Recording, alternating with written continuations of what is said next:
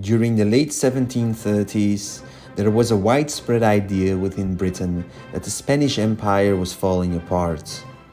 This meant that there was enormous wealth to be gained.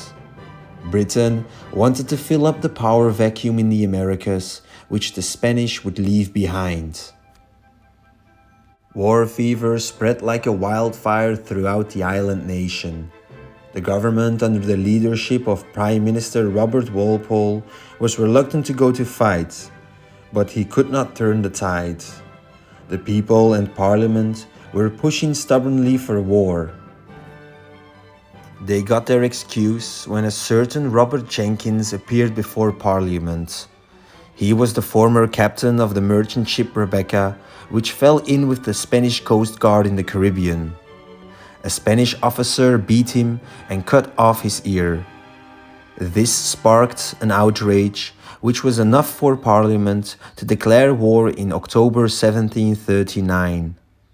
This conflict would later fittingly be coined the War of Jenkins' Ear.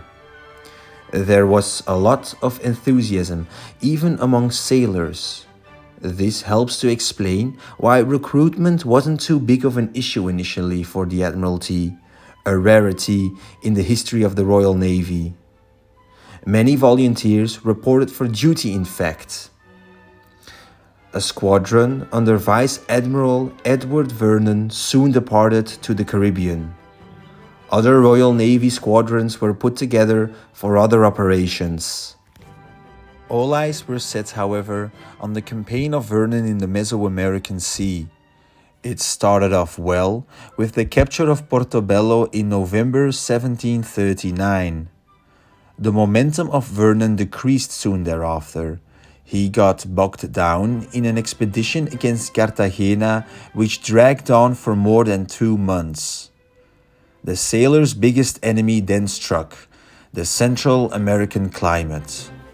The sea spread rapidly throughout the ranks of Vernon's squadron. By 1742, nearly half of his men were unfit for duty. The illness and slowness of the war soon shattered the initial enthusiasm.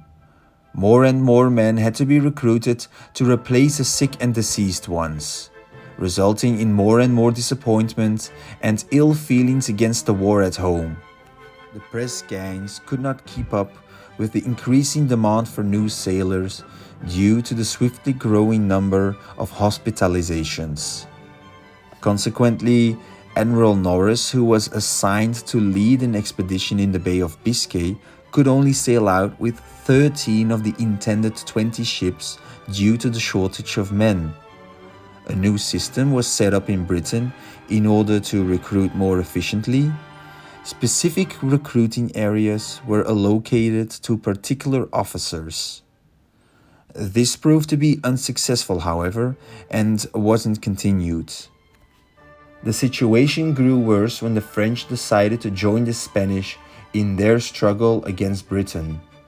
Thus, the War of Jenkins' Ear became part of the larger War of Austrian Succession.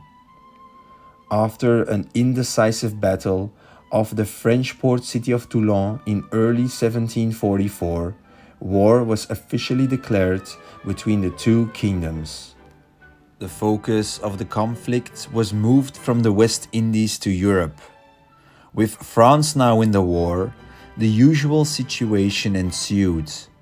The threat of invasion loomed over Britain. Admiral Norris had to put together a strong Channel fleet despite the issues regarding recruitment. The French had envisaged an invasion and counted on the help of the new Jacobite rebellion in the British Isles. Fortunately for the government, the French fleet became scattered after several storms and the Jacobite rebellion was put down. To ensure no further attempts were made to invade Britain, the new member of the Board of Admiralty, the genius George Anson, revived the Western Squadron in 1746, which was to keep a permanent eye on the French naval base of Brest. Another major naval battle during this war was fought off Cape Finisterre on 14 May 1747, where Anson fell in with a French convoy escorted by some ships of the line. After a general chase, all the French battleships and some merchantmen were captured by the British. Fate had decided that the last major naval encounter of this disappointing and protracted war was also fought off Cape Finisterre by no one other than Admiral Hawke, who would later gain fame as the victor of Quiberon Bay. This second Battle of Cape Finisterre on 25 October 1747 was a resounding victory and quashed all French hopes to win the war at sea. The French, however, were successful on land. They could use this to their advantage during the peace negotiations, which were concluded in 1748 with the Treaty of Aix-la-Chapelle. No side made any significant gains.